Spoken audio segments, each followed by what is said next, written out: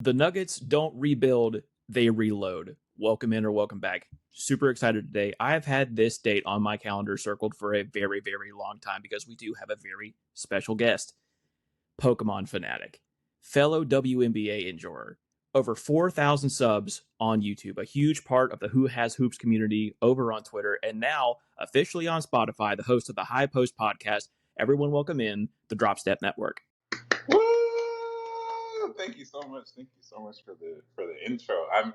This has been a while in the making. We've been following each other for almost a year now, a better part of 6 months at least. So I like the stuff that you've been putting out, and we've been talking back and forth, and I'm glad we finally got the chance to actually do something. So here we are.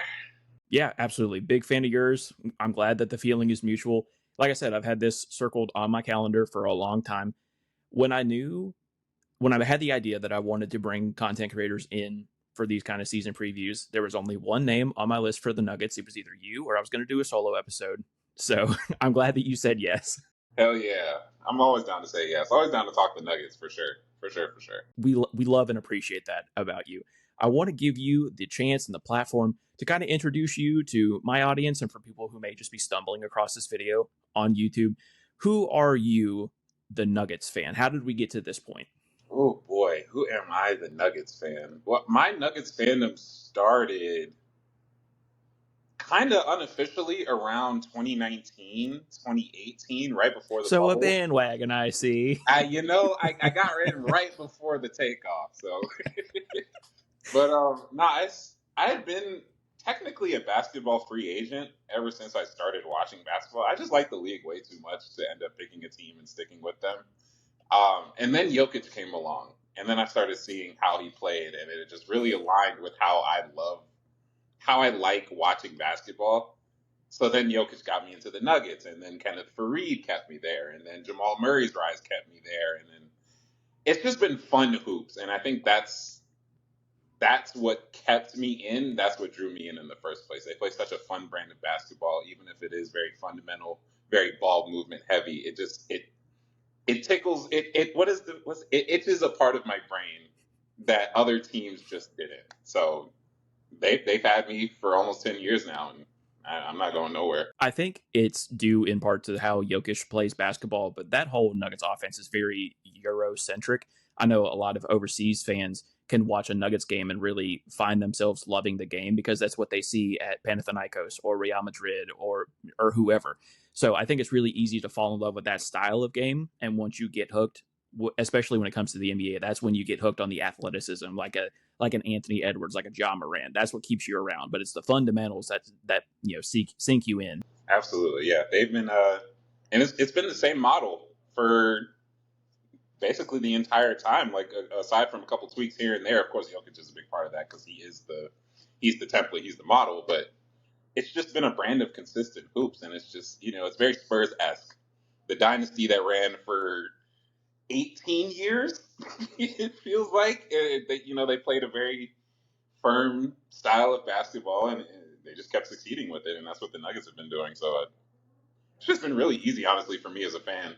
For the most part, there have been some very trying times, but it's been fun nonetheless. Well, speaking of your fandom, since I don't want to call it new because 6 years is a long time. Since it's on a newer side, maybe comparison to some of our peers, do you have, maybe other than the championship? The champion's probably the easiest answer. Is there another moment within your 6 years of fandom that you consider the best Nuggets moment or the one that you're most proud of?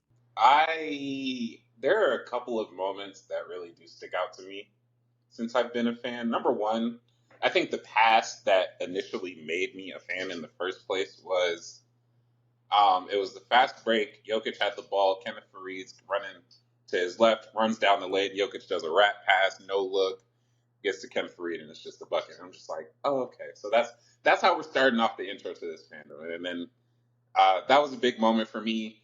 Aaron Gordon's corner three-pointer to send it to overtime versus the Clippers in 2022. It was when Jokic was double-teamed over on the left wing, back against the out-of-bounds line, throws it cross court all the way to the opposite corner. AG catches it clean, swish. Beautiful, beautiful moment. I think they ended up winning that game too. I think that was the game Jokic ended up scoring 46, which I think that was just, man. There's a lot of Jokic moments that I can look to, but I think those two in particular stand out the most. And then the week that we got KCP and Bruce Brown, because it felt like that was such a shift in, okay, we've been good. We've been good enough to compete with the top teams in the West, but this move solidifies us as a team that can be the top team in the West. And it just felt like it was such a different energy with those two moves, and it brought such a different vibe to the team, and it obviously led to something great. But I think those three are the biggest, proudest moments, I think, for me. I think it's very apropos that you talked about loving this style of offense that the Nuggets run and your two favorite plays being passes. I'm also very fond of facilitators like a Jokic, but even like all the way down to guys like Andre Miller and Rajon Rondo, like those kind of facilitators. When I watch Jokic play, there are times that he makes such incredible passes that I have to walk out of the room. I have to recollect myself Yep. because my jaw's just on the floor. So I absolutely cannot blame you for picking passes as your favorite moments. It's been very well documented across all my content. Like, I try to make it very clear. It's passing, it's passing, it's passing. That's the thing I love the most about this game, and it's the thing that keeps me drawn in to certain players. And it's just something I really appreciate, especially because, like, a lot of people really don't appreciate passing that the way that they should. Like, they see an assist number and it's like just a pick and roll, or it's just a whatever chest pass here and there. But there's so much more to the passing game that people don't want to account for or want to acknowledge, and it's just a lot of beauty in it. Yeah, absolutely. I always tell people who like you said, look at a box score and go, oh, 5 assists, big deal. That's somebody else doing the work. It's like, no, you don't average 5 to 6 or 7 Nope. assists by accident. Like, Nope. Not at all, man. It's all deliberate. Like, games, a couple, like, over the past couple years when DeAndre Jordan would step up, he'd have certain games where he'd have 5, 6, 7 assists. And I'm like, what the hell? And then, of course, like, I'm watching the game, but it's like, oh, these are actual assists. And this is DeAndre Jordan we're talking about, someone who's not known for his passing at all. And it's just like, it's nice. It's nice having those moments. we will always appreciate facilitators here, and we'll always love Jokic until he decides to hang it up one day. Yeah, yeah. I don't want to talk about that. Yeah, we won't put that juju out in We will the universe. never retiring. Before we kind of transition into what the season could hold for us, I want to kind of pick your brain a little bit. Just give me a sicko answer featuring your cat. Give me a sicko answer. Who is your favorite Nuggets role player of all time? See, people. I hate that I have to give this answer, but I don't. Delete the VODs. People Delete the aren't VODs. going to understand or like my answer at all, and my answer is Jared Vanderbilt. Jared Vanderbilt is on the banner of my YouTube channel. Hello, everybody. Like, I can't. There's just, it's been this thing with him, and I don't know what it. He falls into, like, I have the favorite archetype, multi-position defending wing, a little bit of passing ability and underrated passing ability, who is struggling offensively. That is a very key component of my favorite archetype, unfortunately. That's Jared Vanderbilt. So it's just like, I've followed his career, especially in Utah, is when I started paying even closer attention to him. That's all I got. I wish I had a better explanation for why it's Jared Vanderbilt with all these players that have been in and out of the system, but it's him. Like, it could be Aaron Gordon, but I honestly don't have the personal attachment to Aaron Gordon that I do with Jared Vanderbilt, and that doesn't make any sense at all. But it just is what it is. I'll never knock somebody for having a favorite role player over another one, but I think that we can both agree that even though Jamal Murray is as good as he is, Aaron Gordon is the perfect number two next to Jokic. I've never seen a more perfect pairing in NBA history, and that is a big claim that I just made. Yeah, having someone who does as many things as Aaron Gordon does without needing the ball constantly and still being so effective. And then when you do call on him to play these different roles, like last year, we saw him take a big playmaking leap and a lot of playmaking responsibilities. And he showed up. He responded to the call, and he was a really good playmaker last year for us. So he is the perfect pairing with Jokic, but I think he is also the most perfect role player in the league today When you talk about that caliber of player, it's like him and Derek White, and that's it. And it's just like, how the hell did we get so lucky to get this guy? Because his mentality is great. He's talented. He's shooting 40% from three now. So it's just like we won. I talked about it in the Rockets preview episode with Colin Hatfield. If you haven't seen that, go check that out.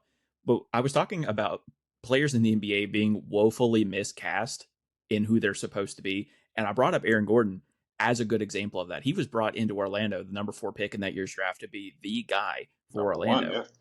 And he did as well as he could. But at about the 5 or 6 year mark, we all realized, hey, maybe he's not the guy. So then you take him out of this situation where he has all this pressure on him and put him in a situation where you go, hey, man, you have to be the 4th scoring option on this team. Just play defense, facilitate a little bit, be a perfect outlet for Jokic. That's your job. And now he's one of the best role players in the league. So I think all it takes is a little bit of a change of scenery and also accepting that this is who you are to be excellent in your field. It's such a good point. And I know I'm kind of going to deviate a little bit, and I felt like this was going to happen during this episode, but I wanted like the thought of a player, like players grow more, I feel like, when they are put into a role, especially players that go from this could be a one option, this could be a two option, into someone like Aaron Gordon, who's a 3-4 option now. It allows you to grow the mentality of your game. Are you willing to sacrifice a little bit of your own numbers, a little bit of your own accolades, whatever, to service the team?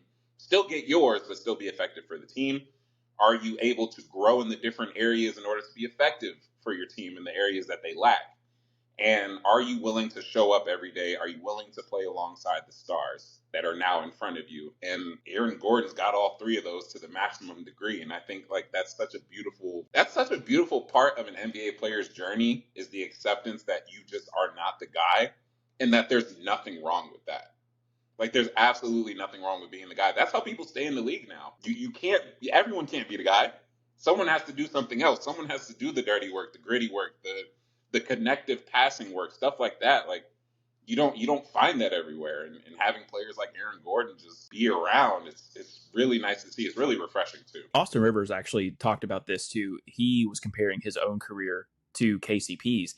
And he said, if I had just bought into a system, if I had bought into a role, I'd still be playing. I'd still be getting a paycheck from the league.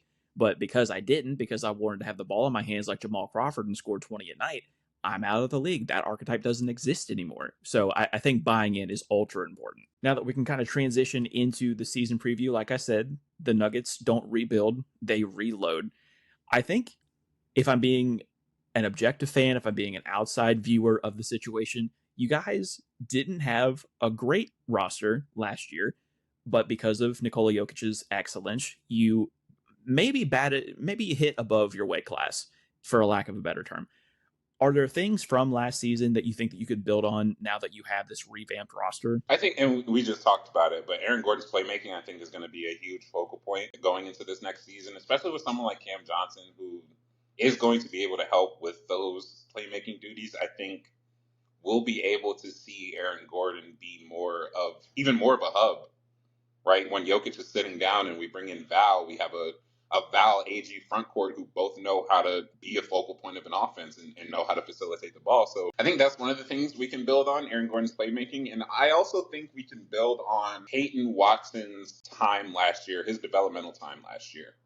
There are still a couple of glaring weaknesses with his game. Of course, he's still so young. He's like 22 years old still. But him as a starter and him as a shooter, we saw a lot of really good things when Aaron Gordon was down with time. P. Watt stepped in, and the time, I think it was December of last year, averaging 11.5 points on nearly 40% from the three-point line.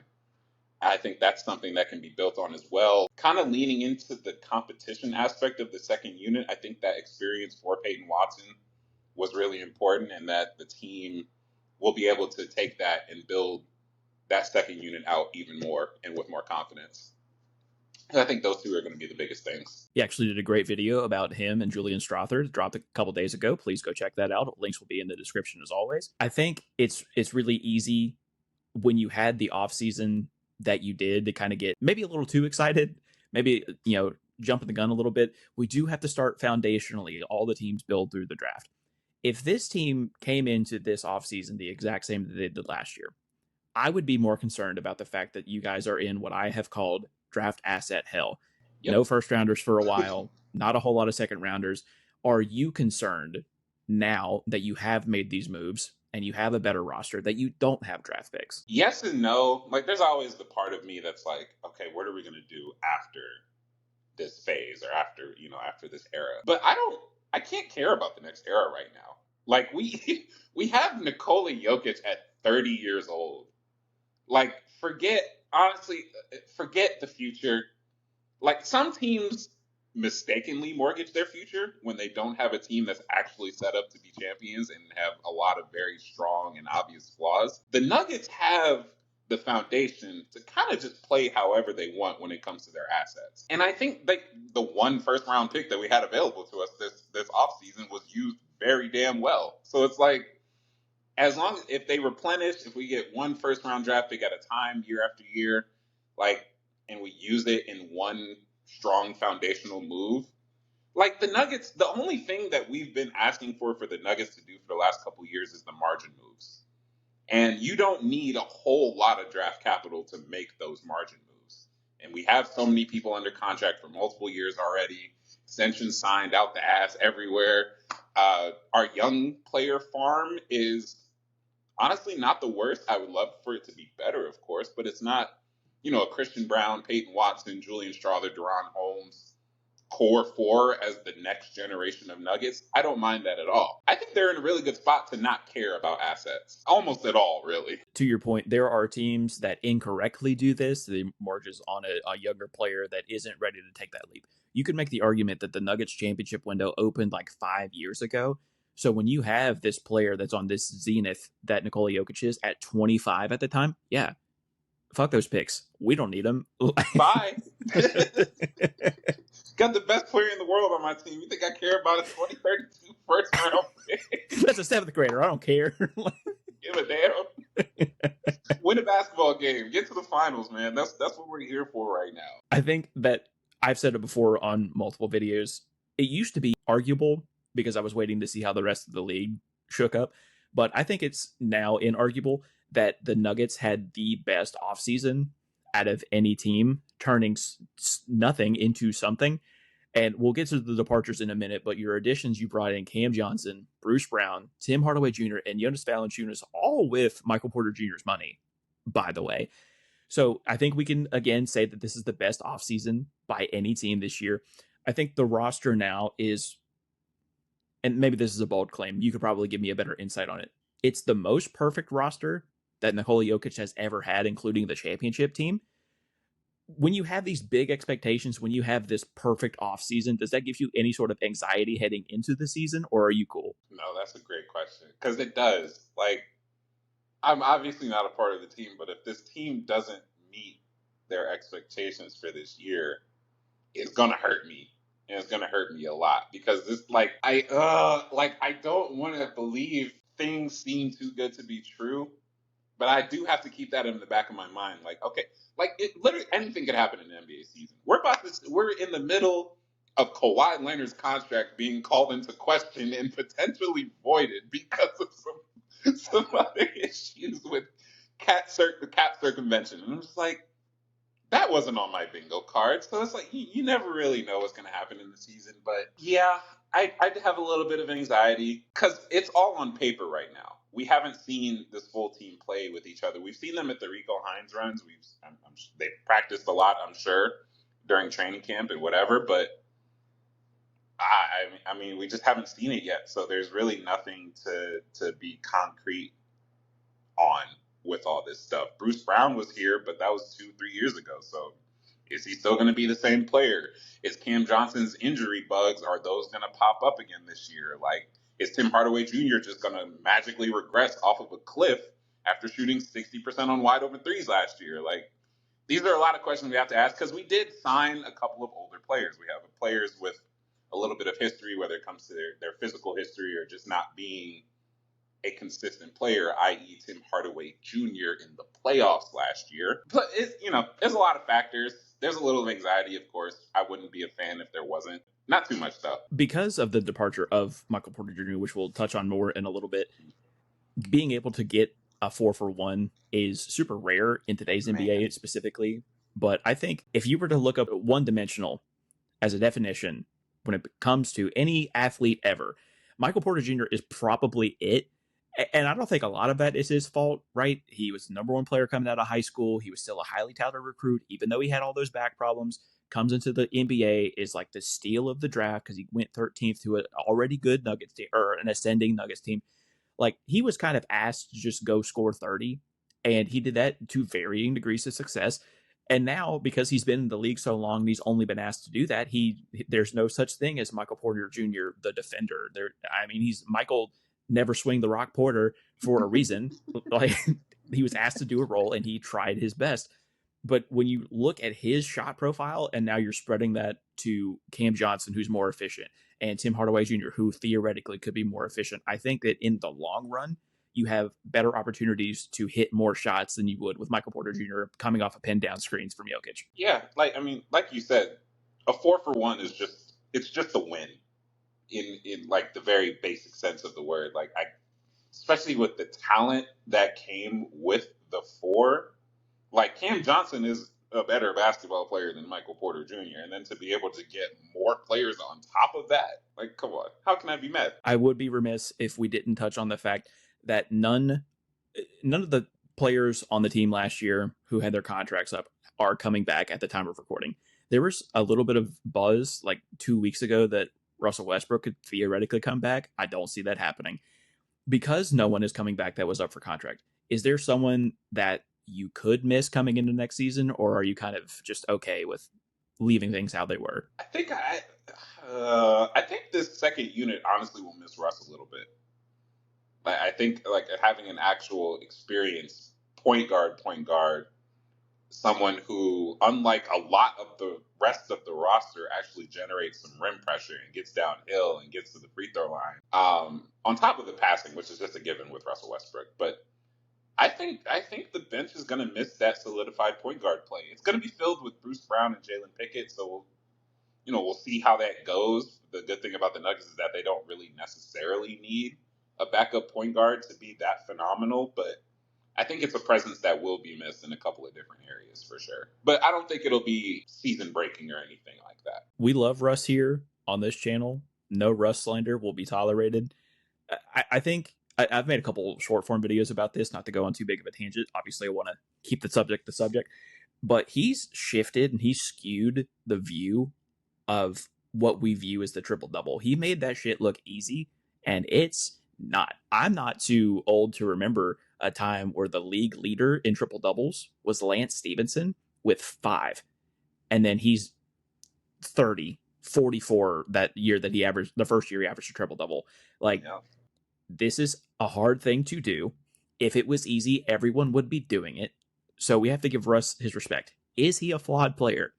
I don't have to tell you the answer to that. Yes, he is wildly out of control sometimes. His defensive rotations are baffling sometimes, but I will never doubt the fact that he is trying something out there.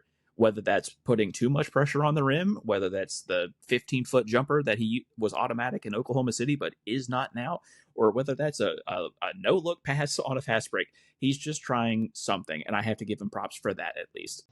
Yeah. Before we move on to the next thing, that's one of the things that I think this roster is going to be missing a little bit is that intensity. It did a lot for the team in several games across last season. Just having Russ kind of come in, inject energy into the crowd, get the team moving, not just on the court, get their feelings moving, get their faces moving. Like sometimes the Nuggets have this problem of being too cool, being too chill. Sometimes I want my guys to buck up. Like I want you to like start flexing on people. I want you to get loud. I want you to scream in people's faces. And they do. We got Christian Brown, who's been a really good energy spark plug in that regard. Peyton Watson, a young guy, when he makes plays, like he gets loud. But Russ brought it to a different degree, and he brought it with a different play style that we were missing. It just did so much. But we'll see who fills that void. I'm not sure if Mr. Mellow Cam Johnson is going to be the one that comes out and starts roaring up the crowd or whatever. But we'll see. The way that I have framed all of these other content creator videos, I'd say, well, we've had a lot of fun talking about the good stuff, and now we have to talk about the bad. We've kind of brushed on it already. I don't think that the departures are so bad this year. With all due respect to the Dario Saric girl, we love and appreciate you. There wasn't a whole lot that you could say about the encore production for him this year. So the only real departure is Michael Porter Jr. And I certainly don't want to talk about his off the court antics that he's gotten into this summer. And you've already touched on it a little bit. With Michael Porter Jr. gone and Cam now not needing as many shots as he does, 17 to 20 shots, whatever it is, who do you think benefits the most with his absence? I want to go two different ways. I want to say my first answer would be Jamal Murray. Because I have a thought that Jamal Murray can probably make the All-Star team this year.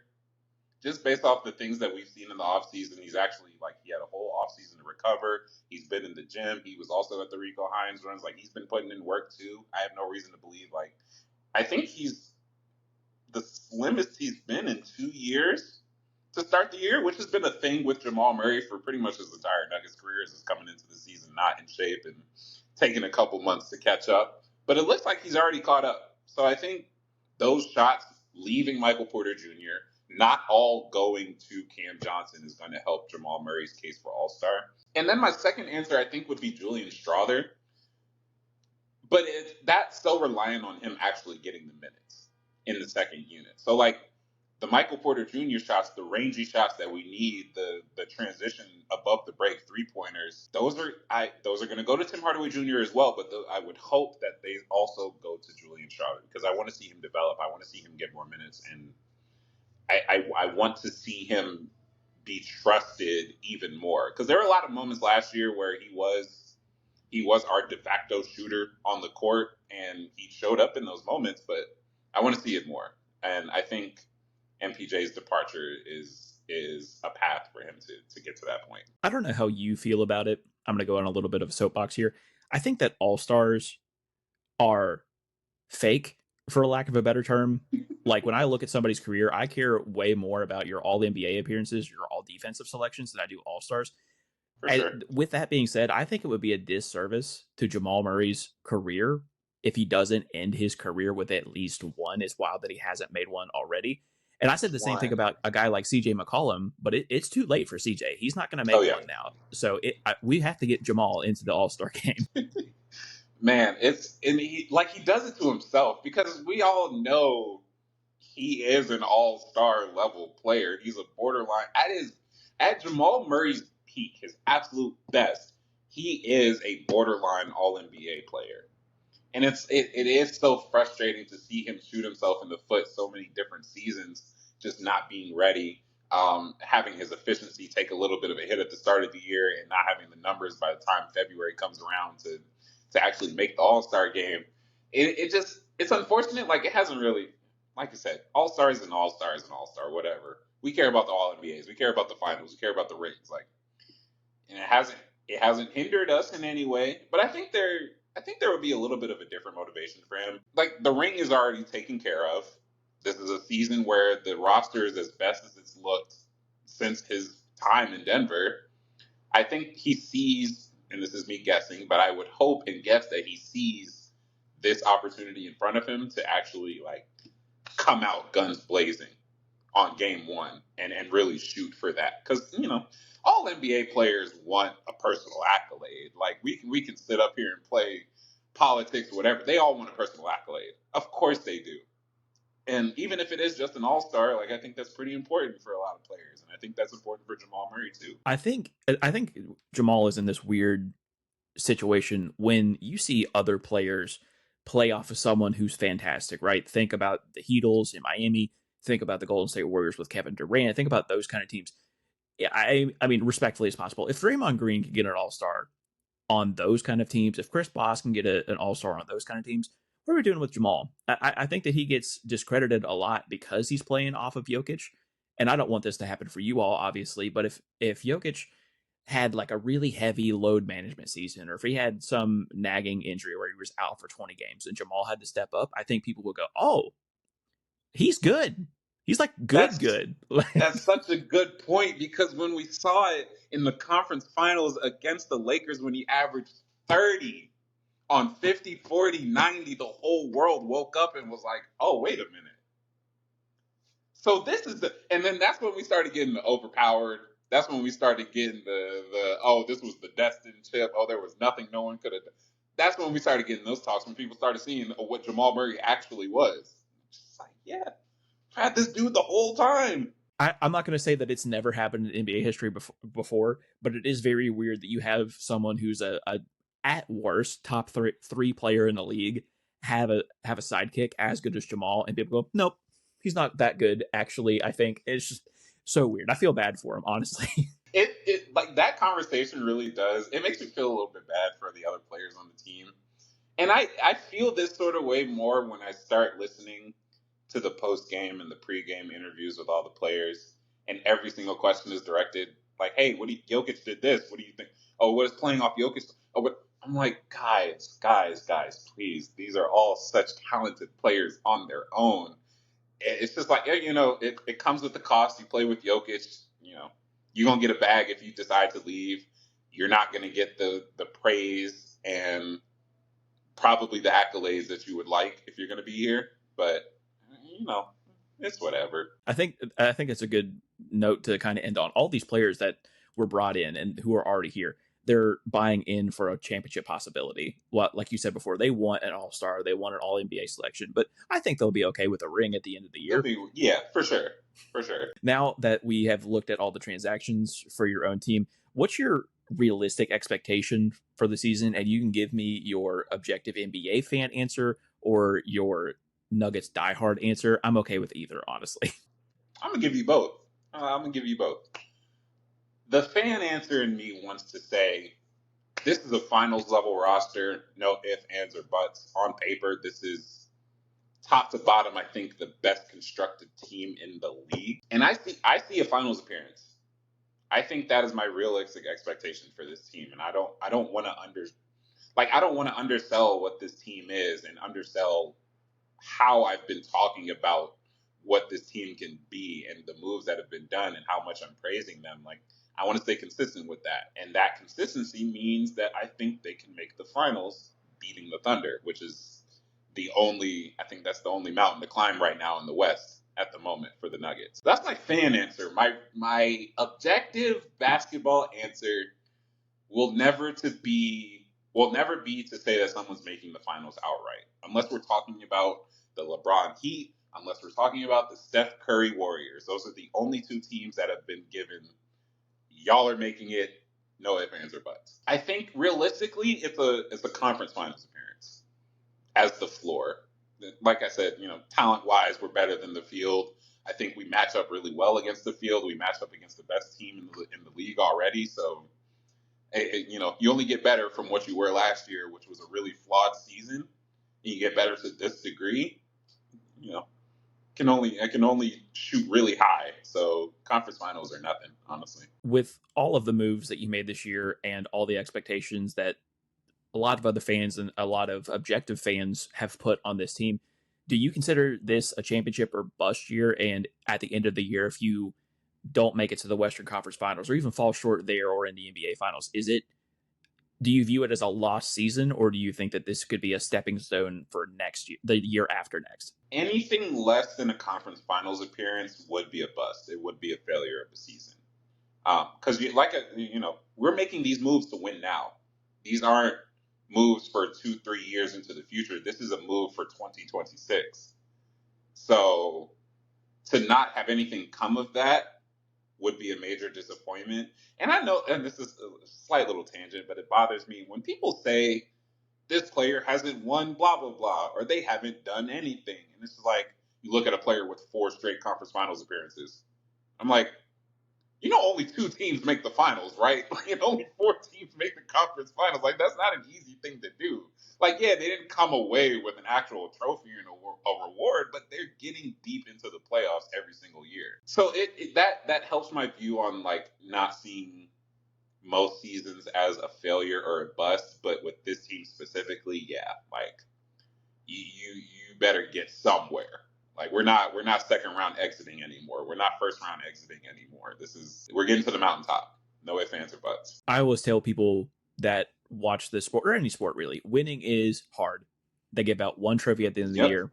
That's it.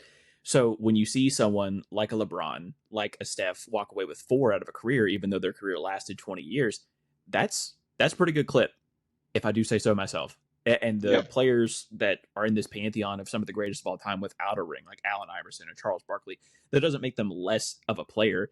It's just hard. Like it's hard to get to that It's so mountaintop and then dependent capture on. it. I wish that as a collective cerebrum in the NBA fandom that we could all just agree, like, hey, winning's hard. Maybe we shouldn't be so hard on, you know, the year Yeah. after Giannis won the championship, they were dragging. It's like, this was supposed to be the dynasty. What happened? Well, some people It's just got hard. hot at the right time. Like, Yeah. When you see a team like, I'm taking it to the WNBA, when you see a team like the Aces winning 16 games in a row going into the playoffs, like, yeah, that type of stuff happens. And it's like, oh, these are NBA players. You get reminded that these are NBA players when you realize, first of all, back to back titles is not common at all. So we got ahead of ourselves as Nuggets fans when we won our first one. Everyone was like, this is the dynasty. We here. We got Jokic under contract. AG is here. MPJ's around. Jamal's here. We just extended him. Like we're good to go. And then the next year was just a very big disappointment. You can't account for anything in an NBA season. And it's just really hard to predict. Like when people say a player could win 50 games a year for like 5, 6, 7 straight years, and that will just be totally disregarded. I'm just like, 50 out of 82 games against NBA level talent, the best players in the world? That means something. Even if they don't walk away with a ring or a conference finals title, that means a lot. 50 wins is hard. Like you said, winning is hard. I remember being really young. I forget what year it was, but it was one of the Spurs years where they were like the 7th or 8th seed, made it to the finals, probably won the finals, but they only won 50 games. And I remember arguing with somebody. I'm like in middle school at this point, probably. And they go, well, the Spurs really aren't that impressive. It's like, well, they won the championship. I don't know what you're talking about. He said, well, they only won 50 games. And I was like, yeah, that's a good record. And then he says, well, it was only 18 games above 500. I was like, what are we talking about? Have we lost the plot of this? Like, man, it's that word only. When people say only to justify some nonsense, I'm like, bro, please shut up. Get out of my face. I don't want to talk to you. Only 50 wins. Oh, he only won 1 ring. Excuse me? You have a problem. I remember that conversation. And this was probably, like, I was watching ESPN at the time. I was watching, Stephen A. and all those guys that were going back and forth on ESPN. I think I was before I gained sentience, I guess, and realized that people in real life believe these things. This isn't a bit. And I'm like, oh, okay, I can't talk ball with everybody. Like, that's a hard line I got to draw. Man, it's such a realization when you realize you can't talk ball with anybody. Like, it's... man. Okay, yeah, no, I was about to get into a different tangent about why I love basketball so much, but let's stick with what we're talking about right now. I appreciate you coming on. Obviously, big fan of yours. I want to transition to what I've been calling a content corner. Obviously, I bring content creators on. Kind of want to pick their brain. Before I do that, didn't put this in your outline. Like to keep people on their toes. I want to give you your flowers. Like I've said before, I really appreciate you being in the space. I'm a big admirer of yours and your content. There is something very pure and very detailed about your work. I can tell that it's very curated, and there's a lot of love baked into what you do in the YouTube space and on the short form platforms. And if I can see that as just a viewer, I can only imagine the people who are like really deep in your circle being able to see you grow as a content creator. Not only that, something I want to also give you your flowers for. I think it's really hard to be multifaceted and well-rounded as a person. So when you go on twitter.com or x.com, I don't know what to call it anymore.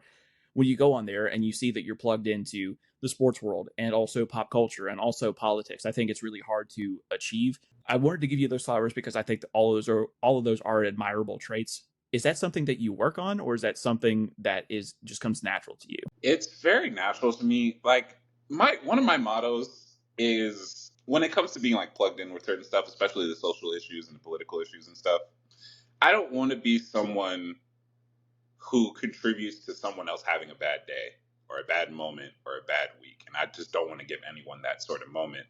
So with that comes with learning a lot. And I really like learning and I like listening. Part of being multifaceted and having so many different things that you're willing to be tuned into, it comes with just being an audience member sometimes. It comes with just listening to who's already in the space, giving leeway to those people, and not trying to overstep in any sort of space. So when it comes to the content creation stuff, it's natural for me. I want to be nice. I want to be kind. I want to be someone who people look at and they smile. Someone who they listen to and they smile, or they like listen to my content and they come away with something positive. I don't want to be a negative voice in this space at all. I don't want to be a negative voice in life at all. And I think one of my prouder moments lately, I know it's something you asked, but it came to my mind. Big Twitter sports account, Pranav Shriraman. I don't know how to say his last name, but he's the Chiefs fan, big Chiefs fan, commentates on football and basketball, tweets about it a lot. He had a Wizards tweet that was super duper negative, and after reading it, I was like, yeah, this guy's voice isn't good for the space at all. He quote tweeted it, talked a couple times back and forth on the TL, and then he DM'd me. And in the DMs, he was like, you know, after we talked, I looked back at the Wizards tweet and I was like, yeah, that was really overly negative. And I was like, and I explained to him, I was like, yeah, dude, like, I don't hate you or anything, but I have way too much love for this sport to let it be disrespected by people who, first of all, isn't even their first sport, but someone who's speaking on it with limited knowledge. Like, I don't want that to be the case. Like, and I didn't come at him with hate. I didn't come at him with any like hate, anger in my heart, whatever. It just came to him. I came to him as a fan, someone who just loved the product, something. I've loved basketball since I was 7 years old. I am 27 years old now. Like, this has been in my blood for so long, and I can't do anything else except be pure with that. Like, I've grown with the game of basketball. I was there before Steph changed the league into something completely different than probably what it was on the path to. I was there when LeBron was getting started. I was there before LeBron's rings. I was there after LeBron's first rings. Like, I've been here in this space for so long and in so many different eras. I can't do anything but give respect back to the game. Like, and I think that's really what it comes down to. I just want to give respect to things. I don't want to disrespect anything at all.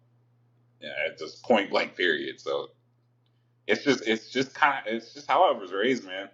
Shout out to my mama. She did a lot for me when it came to that. She was such a kind-hearted person. Told me to take a deep breath when things got overwhelming, so I don't say things that I don't mean or do things I don't mean. Just keep myself cool and respectful. Something else that I really appreciate about you when you were talking about loving this game too much. I'm probably not the person to kind of shed light on this, straight white guy with a microphone in front of his hands,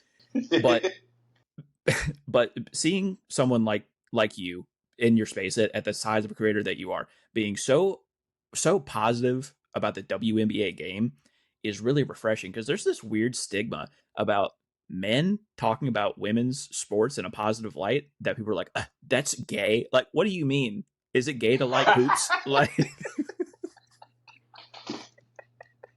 you're performative, huh? Oh, you don't really need this. You just trying to get some clout right now. No. I've always said that I love this game. I think it's my YouTube banner or header or whatever, as it's talking good hoops no matter the source. If a seventh grade team is rocking out and playing good ball, I'll watch and commentate. If it's bad hoops, I won't watch it. So when you look at the WNBA, even in a microscope, it's 156 of the best players on the planet. Why would I not watch, and why would I not enjoy it? Simple as that. Simple as that. And I feel like it's a lot of different misogynistic reasons why a lot of men speak about the way that they do and watch it or don't watch it how they do. But it's just like, basketball is basketball is basketball is basketball. Like you just said, man. I remember being in high school, Going to the girls' basketball games. I'm in the stands. I'm like, oh, they could be doing this better. I'm making mental notes to myself about a ninth grade, 10th grade JV girls basketball team. And it's like you can't manufacture that. Right? I see it in your content a lot. Like I hear how you talk about the game. I see the different types of topics within the game that you cover, and I can notice and recognize and appreciate so much that you also love the game for its purest form. You love the game of basketball. You don't just love the NBA. You don't just love men's hoops. You love basketball. And that we circle back to the question about like being multifaceted and like loving the game of basketball for itself. That's like I can't get enough of the sport, and it really drives a lot of the things that I do, and it drives how I talk about it. And it's like I'll say it again. I can't. I would feel wrong. I would feel wrong talking about any form of basketball in the way that some of these people do online. Like I would feel internally, I would feel wrong. I would feel like this isn't me, and I feel like I'd be forcing this hatred for something that I love so much. It's just like the question has been asked for a lot of these people who disparage the game of basketball in any form or any level. It's like, okay, do you like basketball? Because you're here watching the games, but you're saying you won't watch this game for very trivial reasons. But then you won't appreciate what's good is happening. You only highlight the bad. Your only tweets are slandering a player. Do you like the sport? Like, do you really like what you're watching, or are you here to try to fit in? And this is like, I don't want to give too much away, but there's a video that I think I'm going to start working on talking about why analysts and the media is so much better with other sports than it is in the NBA. And one of the main reasons is because I think everyone thinks they understand basketball. Everyone thinks they can commentate on the game because it's just putting the ball in the hoop. You just have to focus on who's scoring the most points because at the end of the day, the only way to win a basketball game is scoring more than your opponent. End all be all. So people that think that and think that's the only thing that's important come into the space and start talking about it in a way that's not healthy, and then that becomes the most popular form of talking about the game, and then it trickles all the way up. It doesn't trickle down; it trickles up to the big leagues, to the big media stations, and how they talk about it. And it's just so much. Basketball's giving me way too much to just to sit by and let it be talked about the way that it is. Honestly, One last thing from my end before we transitioned into your content corner, I get to pick your brain. I forget what video it was. I'm assuming it had something to do with Angel Reese based on the response that I got from it. But I was called performative and only doing this video for likes. And I just responded to it. I was like, do you think that I put out women's basketball content to get likes and like do you understand this space? Do you know what's going to happen to me if I post this? Like, it's happening right now. You're proving my point. and I've had a couple videos about the WNBA that have done relatively well, especially for the size of my channel. But most of them underperforming, a lot of derogatory shit in the comments. Like that's I talk about it because I want to talk about it, not because I want to get the likes. Like that's some barometer of what you need to do in this space. Yeah. We need more people in this space that like talking basketball, that can remove themselves from a storyline or from the drama and just talk about the on-court product, man. We need to get back to the on-court product. There's so much good stuff happening on the basketball court, and we focus on everything else, and it just sucks, man. It sucks, which is why, like, smaller creators are such a breath of fresh air because, yeah, we're not here for the audience. We're not here to continue getting big numbers and doing only the things that are going to get us big numbers. We're here to establish a brand that we believe in, establish a way of talking about basketball that we believe in, that we live by. And more people need to do that for sure, especially in this basketball space, man, because it's getting bad. It's getting rough. I was talking with Cloud2K, who I brought on for the Wizards video that dropped yesterday at the time of this recording, and it was after the pod. We were talking about the love of the game aspect for it, like why we do this. And I was like, yeah, I'm not getting a YouTube check. I don't have TikTok AdSense. Like, if you were to rack up all the money that I've sunk into this, whether that's the mic or the ring light or whatever, I'm probably down like $400 or $500 on this. And at the point that I can break even, I'll call it a win. But yeah, all of my content is for the love of the game. Like I'm not trying to generate clicks for me because it's not working. Like now to bring the focus back to you again, I want to talk about your why. You obviously have a great following now. What started you on this content creation journey? Was it a certain moment in your life, or was it just this combination of things? Started in middle school. I've been making videos on the internet since I was 10 years old. I have, I want to say, upwards of like 6 YouTube channels that actively have videos of my face on them. All channels I've created over the years. It's just, I've always liked being in front of the camera. I've always liked editing stuff. There was a moment in high school, actually, in my Spanish class, where we had to film a cooking recipe and do it in Spanish. So I made the video. It had been a while since I had actually edited something. So I started editing the video for the class. I was like, damn, I really, really love this.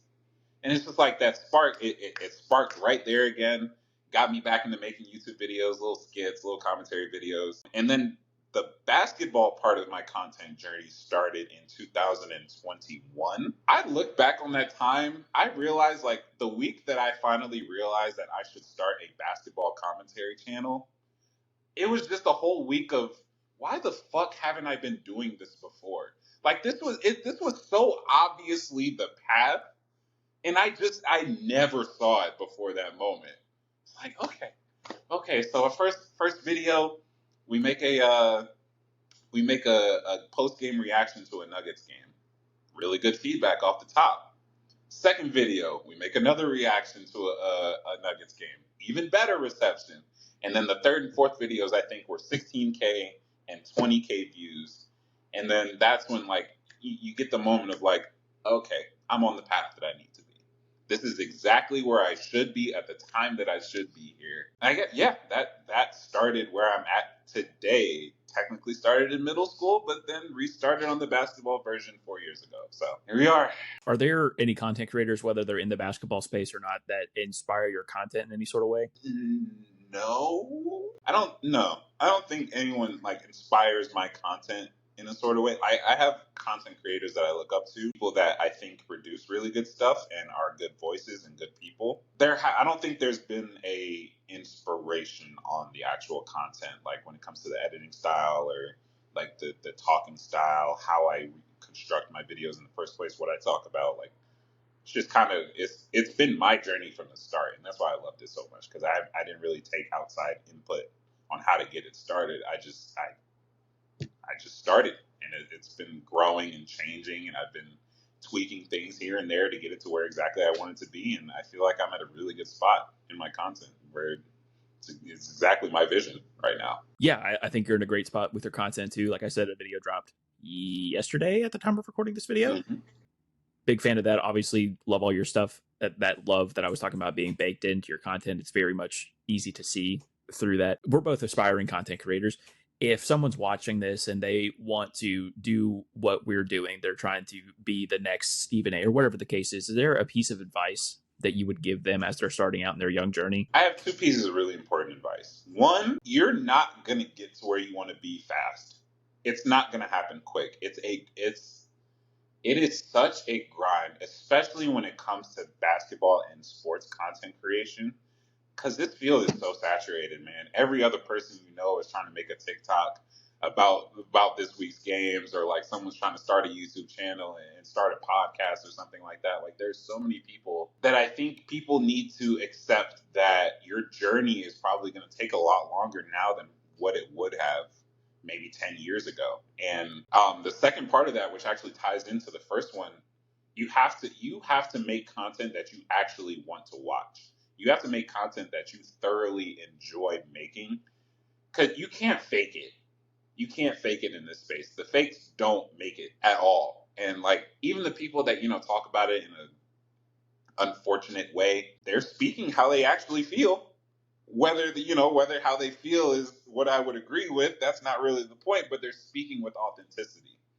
And I think a lot of people, especially in the content creation space, outside of sports, just in general, it's like their get out of jail free card. It's like, oh, I've seen the template of success for this person. I'll just do what they're doing, and then I'll have the exact same success. It's not. That's not how it's going to work. It's not how it's going to work at all. You need to develop your actual brand. You need to develop who you are going to be in front of the camera, what your editing style is going to be, what your commentary style is going to be like. You have to determine that for yourself. You can take excuse me. You can take outside influences to help you craft it, but you can't copy. You just can't copy. You got to be yourself. And kind of to piggyback off of what you said, comparison is the thief of joy, right? I can look at someone that's your size and go, damn, dude, I'd love to have 4,000 subscribers on YouTube. I've busted my ass to make sure that I get there. But someone could very easily look at me and go, dude, I would love to have almost 400 subscribers on YouTube. Like that's crazy. Why don't I have that? You can't just keep comparing yourself to others. Success isn't linear. You have your own journey, you have your own race. And as long as you are continuing to post, it's probably going to come. It's not going to be when or how you like it, but it will come. You know, people always say, damn, it's always the tweets that I'm not thinking about that go viral. It's always the videos that I thought would do bad that go viral. It's like the internet, you don't know the algorithm. You can try to know the algorithm. You can try to manipulate it. And there are ways to help get the algorithm to look at you. But ultimately, it's kind of, you make the video, you put out the content, boom. Whatever happens is what's going to happen. And that's it. I almost started on a hater watch just now. I'm going to let it go, though. I'll tell you after the episode. The last question before we get into my favorite segment of this. Now that we're about 40-ish days away from the upcoming season, and I'm interested to see your answer because there's been a myriad of answers so far with these content creator episodes. Do you have any content creation goals for the upcoming season? Yeah, I want to do. Still trying to figure out like which one I actually want to strive for. It's either 2 videos a week or 10,000 subscribers by the end of the year. Which obviously they both go hand in hand, like the videos, whatever. But I want to get back on a schedule when it comes to my content and in the off season, just personal stuff and whatever. Over the last year, I haven't been able to have a consistent schedule, so I've just been posting when I can and where I can. But I want to make more of an actual effort to get back into a routine with the content, especially during the regular season. There's going to be a lot to talk about, so I won't have any shortage of ideas or anything. So just holding myself accountable, trying to do those 2 videos, I think will go a long way for myself personally. And then the 10K subscribers goal, we talk about, you said you look up and like, damn, I wish I would have 4,000 subscribers. And I have to remind myself a lot that 4,000 people is a lot of fucking people. And I sometimes get numb, unfortunately, to the 4,000 subscriber number. Because I just feel, I feel like I haven't done enough, or I feel like I need to do more with the content or do more, push out more, whatever. But like, I have to constantly remind myself to appreciate that, man. It's like, I want to get to 10,000, but I have to appreciate the 4,000 that are already here. And it's like, damn, 4,000 people in a venue listening to me talk about basketball. Imagine that live. Like, that would be crazy. That'd be crazy. But yeah, 10,000 subscribers, we're shooting for it. Absolutely. Feel like those are both really good goals, really attainable goals. Here's to the next season. Hopefully you get there. Now comes truly my favorite section of all these content creator videos. For those of you watching at home, I give all of my guests outlines. That way they can kind of hone in on their thoughts and not misspeak or misquote or anything. At the end here, the rapid fire, the lightning round, the 5 questions, I keep those to myself. Mostly because I'm a sicko. So I have 5 questions here for you. You don't have to elaborate on your answers if you don't want to. But 5 questions. Okay. Are you ready? I'm ready. Let's do it. Question number 1. Best Nuggets uniform of all time. Oh my God. Thank you. Thank you. I'm so glad this is the first. Yes. Where is it? Right here. The 2019 and 2020 Nuggets City jerseys. The black with the rainbow sky, or the sunset behind the mountains with the skyline in front of the mountain. Pristine. Yes, absolutely. That is jersey perfection to me. 100%. 100%. That's definitely my favorite Nuggets jersey. I had all these questions right out before you told me about your idea for the short form videos. I'm glad I did those videos this morning, man.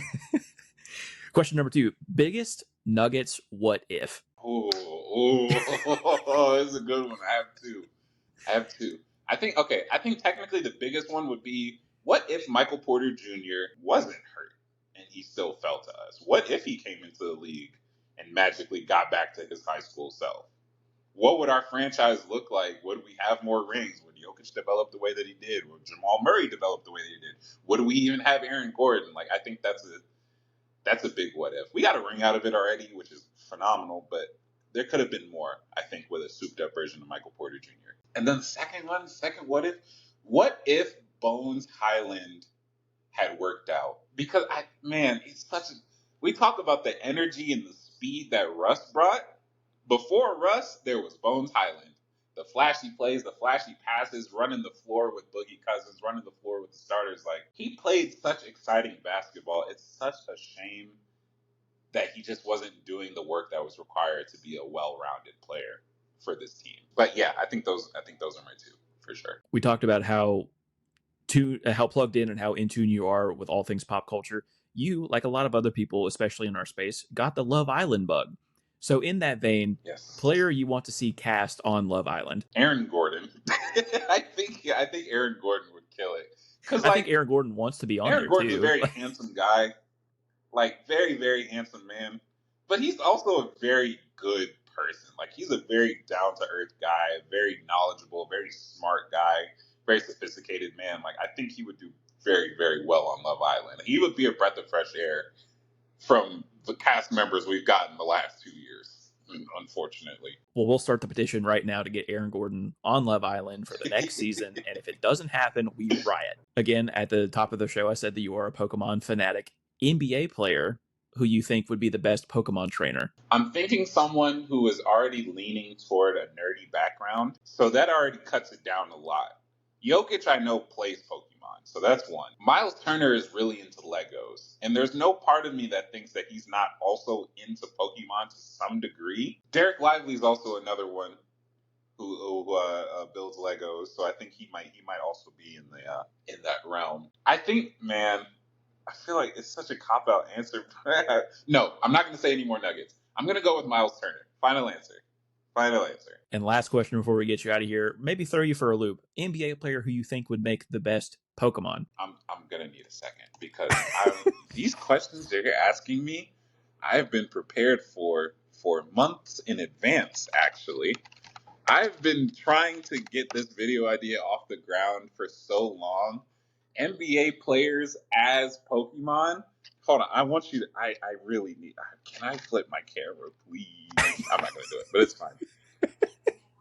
I want to show you. I've been working on. I have a template for how I would grade. Like, I have been on this. I have an actual answer, and I think it's the guy that I thought would be Arceus, and that is LeBron James. Oh, I think yeah, when we come when like perfect frame to do everything, he already does everything on the court.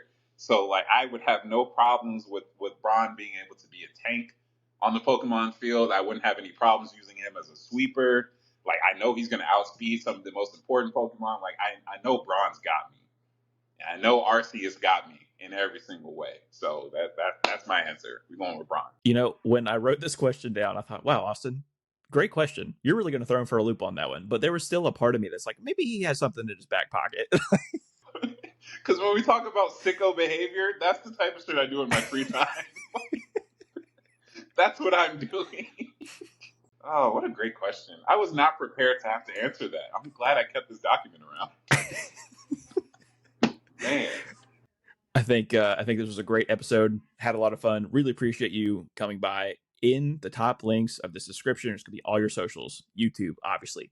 TikTok, Instagram, Twitter, the Who Has Hoops community, and of course, now available on Spotify, the High Post podcast hosted by the Drop Step Network. Is there anywhere else that people can find you or anything else you want to talk about before we get you out of here? No other social media accounts that I want to share. I do want to say, stepping into humanity for a moment, everyone, please just be kinder to the person next to you. There are a lot of people going through so many different things in this country, and you have no idea what the person next to you is going through. Please don't be another reason why they have a bad week.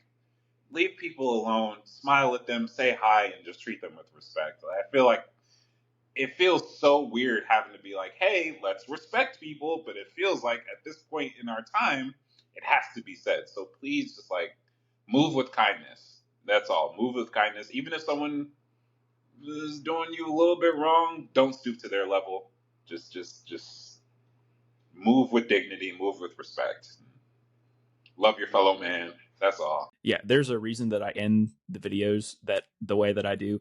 I mean that shit. I'm not telling people to be Mm-hmm. kind and tell somebody you love them as a bit. Like the people that are close to you, they're close to you for a reason. Tell them you love them. Be kind to people that you don't know. Like if you just did that, if you took that quote unquote extra step, a lot of good could happen. Someone's day can be made just with a stranger saying hello to them or complimenting them one time. Like that's all it takes for someone's week to change. Like just think about that next time you're thinking about being a meanie. If you take anything from this hour and 15-minute video, just be kind. Again, like I said, love the episode. I think it's going to turn out really well.